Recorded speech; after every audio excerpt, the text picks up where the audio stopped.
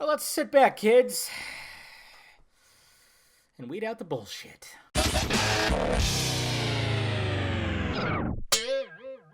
What's happening, film nerds? Dave the Film Junkie here. All right, guys.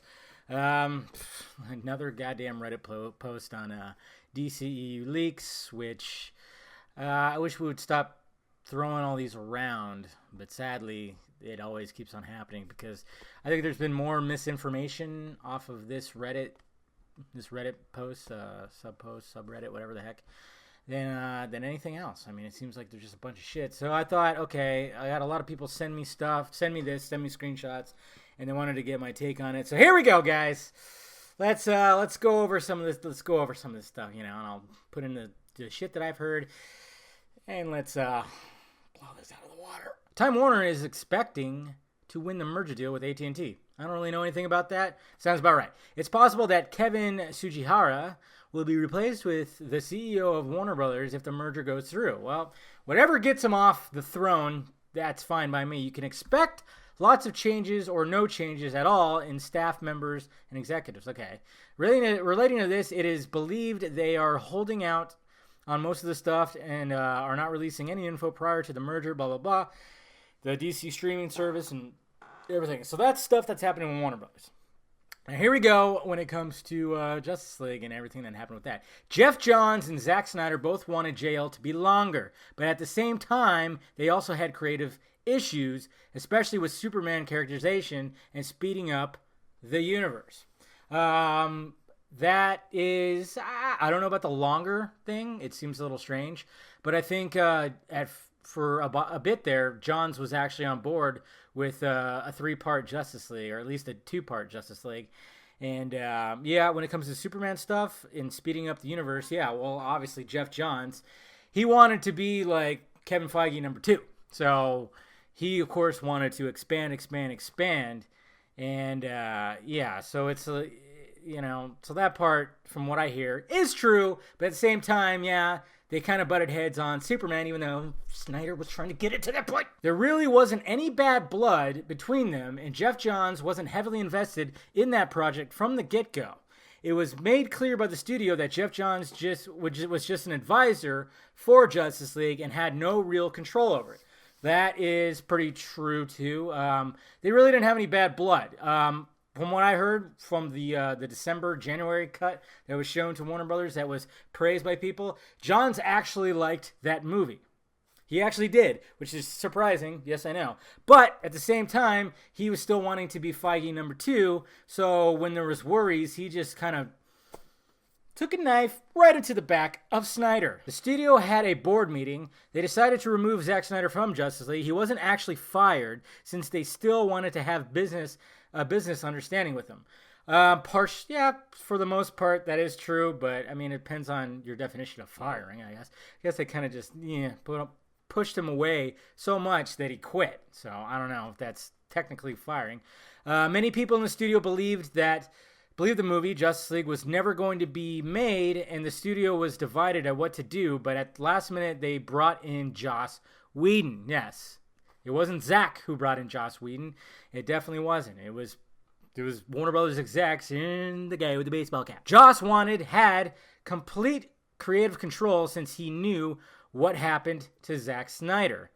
That part, I don't know. At this point, Jeff and others had moved on to Aquaman and other projects because they knew it was a sinking ship and didn't want their names attached to it. I mean, I think that's kind of partial. That's pretty much true, because it seems like none of them gave a fuck. And that's where the people that are still defending Jeff Johns, that's where you kind of go like, how do you defend that? Don't get me wrong, Jeff Johns, excellent writer, comic books and everything, but when it comes to the movies, he just doesn't know shit, really, I mean, he helped with Wonder Woman, I'll give him that. But to just walk away and just like, hey, let's bring in Joss Whedon, let's try to do all this and round it up and get it out there in 6 months, and then just to be like, turn your back to it? What kind of fucking dickhead shit is that? Jeff Johns' projects always are Wonder Woman, Krypton, live action Titans, Aquaman, and most of the upcoming DC movies. Well, as far as I can hear, he has lost a lot of his control because of what happened with Justice League. That's why it doesn't make sense. Why would he want to just like walk away? I mean, it does make sense because, egos and everything like that. But why walk away from this big, huge fucking project and have it be a mess and have it just totally just lose at the box office to where you pretty much lose control? And we know that's happening. We know that he posted that on his Facebook, that banner with Banner turning into the Hulk. We know that shit happened because you decided to walk away. I mean, my God. Continue. I mean, hopefully. I mean, I heard Krypton's doing good. I'm going to watch it as soon as season 1 ends. I'll binge watch it. And Titans, that's shaping up to being something special. Henry Cavill actually liked Joss Whedon's take on Superman, while Ezra and Ray hated on how their characters in movie played out. This is true. But Cavill also liked where it was going with Snyder. I mean, Cavill's just a happy guy. He just wants to do his thing. He wants to give you a Superman, but the guy knows that he got cheesed, and he got cheesed the most. I mean, look at his fucking face. And he's made fun of it, which is great. Patty Jenkins, Patty Jenkins was vocal and upset about the interpretation of Wonder Woman in Justice League done by Joss Whedon and made it clear with the studio that she doesn't want Joss Whedon near any of her projects. True, she does not like Joss Whedon, and for a good reason. Also, Joss Whedon was fired! Of course he was. Fuck yeah. He's an idiot. I don't know what happened to him. He's given us great stuff in the past, but he just can't fucking handle anything right now. About Zack Snyder's Justice League cut, the studio doesn't want to invest any more resources on it, but will allow Zack Snyder to work on it. All right, this is partially to Zack Snyder and his production company, Cruel and Unusual Films, would complete Justice League pro bono just for his fans. So don't expect his cut being available anytime soon, as it still requires work. And I've seen some people talk about how it doesn't need money and things like that, and I'm here to just kind of go, whoa. Okay, if you're talking about it doesn't need money to finish and have a product that's start to finish without all the visual effects, you're right. The Snyder Cut is done, but the visual effects aren't. There's many visual effects shots that still aren't finished, and that's what requires money. And no. The Snyder and his production company is not going to fork over the millions of dollars to get it finished, especially if there's not going to be a profit coming back, even though there very well could be.